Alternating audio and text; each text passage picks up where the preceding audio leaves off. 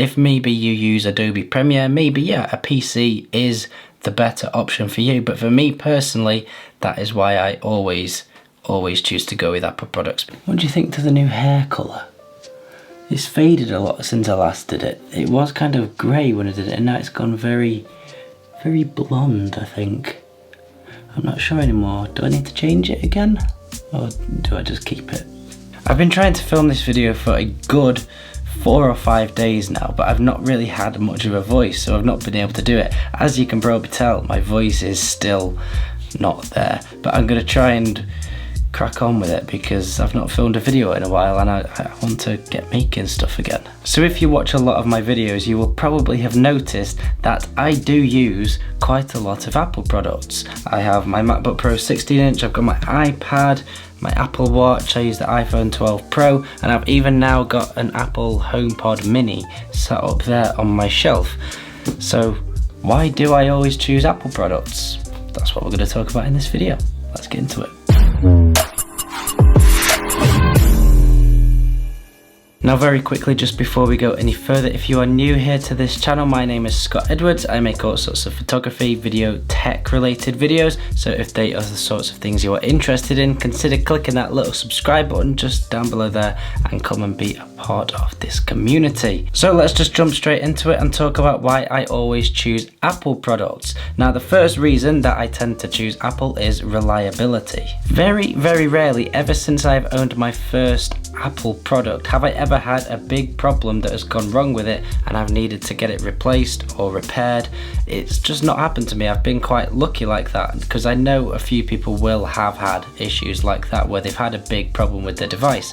However, the first Apple product I ever owned was an iPhone 4 back in 2010, and I've been using Macs as well for just about 10 years now, and I have never had a serious problem with any of them. They are incredible devices and they last forever. You know that whether you're an iPhone, iPad, Mac or any other device that Apple make, it is going to last you a good 3 or 4 years easily, if not even longer sometimes. Now obviously there will be people that have had trouble with their devices, as I mentioned before, but that's inevitable because nothing is perfect and there are that many millions of these devices out there that not every single one is going to work perfectly forever. However, with Apple, what you get is that level of reliability that you can sort of expect it, because the majority of them will last for many years. And if you do have a problem with your device, take it to the Apple store, they will sort it out for you. Apple have some of the best customer service I've ever experienced.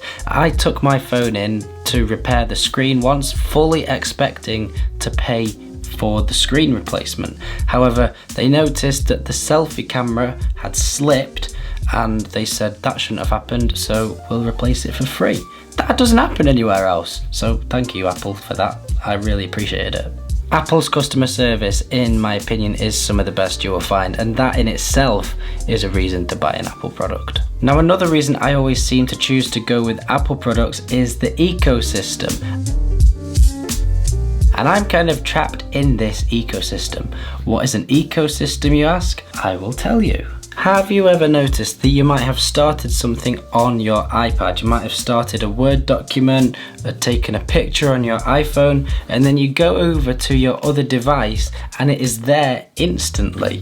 So for example, you might have taken a picture on your phone, you log onto your MacBook and it is there within seconds. That is because all of your devices are so closely linked to each other and they're all talking to each other individually, and they're all designed to do that and work together to make your life easier to be able to find the things that you do on every single device. So I could start anything on my MacBook while I'm sat at my desk, and then I might go and catch a train somewhere, take my iPad, and I will be instantly able to carry on with that piece of work without any hassle. No saving, nothing. It is just all synced automatically, whether that's through iCloud,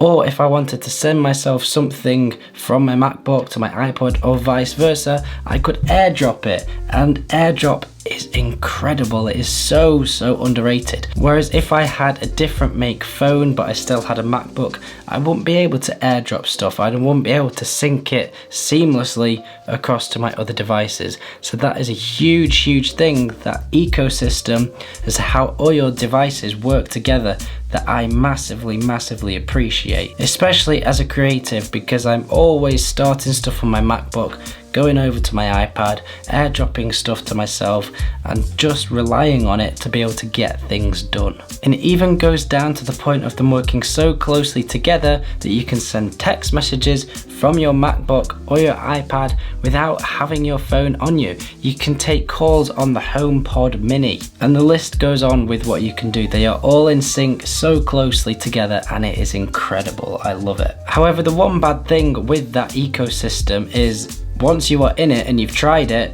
it is incredibly difficult to get out of because you take it for granted. I've tried to get out of it. I've had a Samsung phone, didn't work well with my MacBook and my iPad, so I went back to an iPhone. However, once you've experienced it as well, I don't think you'd ever want to get out of it because it is that good. I mean, AirDrop and iCloud, they're magic, right? Now another reason is build quality, and this kind of ties in with the reliability that I spoke about earlier on. Now with this, you know what you are going to get with Apple. They are a premium brand and they are built like a premium brand. Everything is built so well. It's all very robust, and that is what you want when you pay the price you do for your products. Because let's face it, Apple products are not cheap. They cost a hell of a lot of money. So when you spend that amount of money, you want them to be built well, and they always are. You know that it's nothing you need to worry about when you buy a new Apple product, because like the reliability factor, you know it is going to last you for many years, and you can have the faith that it will do so because it is built like a tank. Every single time. I've never had one dodgy Apple product. Now moving on, another reason is that they hold their value incredibly well. Now this is something that is starting to become more and more popular as time goes on, because as more devices are made and released, everything is now pretty much released on a yearly schedule. There are new iPhones every year, MacBooks are becoming that way, iPads are becoming that way as well. Everyone, because of that schedule, is wanting to upgrade their devices more and more frequently. Now because of this, everyone is always after the latest device, and that therefore means that people are going to sell their older devices that maybe they've not even had for that long sometimes. Maybe it's just that previous year. So there are a lot of perfectly capable devices out there that will still last for a lot longer that are up for sale. And that's kind of the world that we're living in at the moment, because everyone is always after that latest piece of tech. Now with Apple products, when you go to sell them maybe 1 or 2 years after you have bought it and you've got your use out of it, if you've looked after it well, there's no scratches or cracks or whatever, and everything is working perfectly, you know that it is going to have held its value incredibly well, because as we've already spoken about, they are built to last and they are incredibly reliable. They hold their value very well. However, saying this, if you are thinking of selling your devices, I would recommend doing it privately rather than any sort of trade-in offers that you might find, because selling privately, you are going to get way more money for your devices. My voice really is starting to go again. It feels very croaky.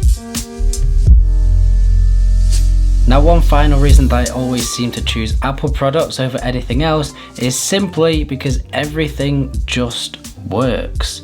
Now that sounds cheesy, I know, and Apple or Steve Jobs himself did use that tagline quite a lot in the past. It just works. And it just works. And it just worked. It just works seamlessly. It really works. And it really works.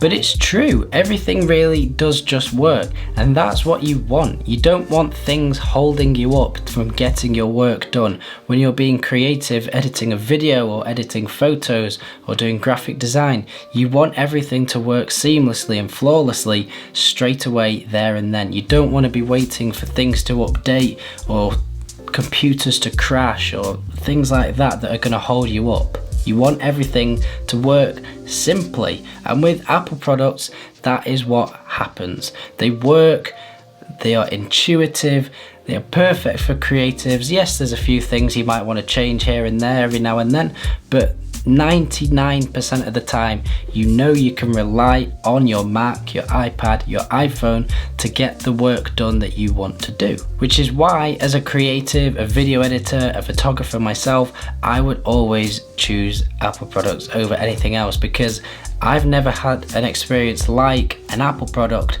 in another device. Personally, that's just me. I know a lot of people are different, and this maybe divides opinion quite a lot. I think if you're using things like Final Cut, which I do, an Apple product and a Mac is absolutely perfect. If maybe you use Adobe Premiere, maybe yeah, a PC is the better option for you, but for me personally, that is why I always choose to go with Apple products, because that ecosystem is incredible. Did I mention AirDrop? AirDrop, I love it. So there we go. There are a few reasons as to why I always choose to use Apple products over anything else. Now that is all my personal view. I know it does divide opinion quite a lot. Some people prefer Samsungs, PCs. There's tons of stuff out there. I just personally, I'm a bit of an Apple geek. I love their stuff. It looks great, it works, it does the job for me. So yeah, let me know what devices you use in the comments below, and don't forget to click subscribe. I am off to rest my voice because it is starting to really go again, and hopefully in the next video I will have my voice back, and I shall see you in that next video.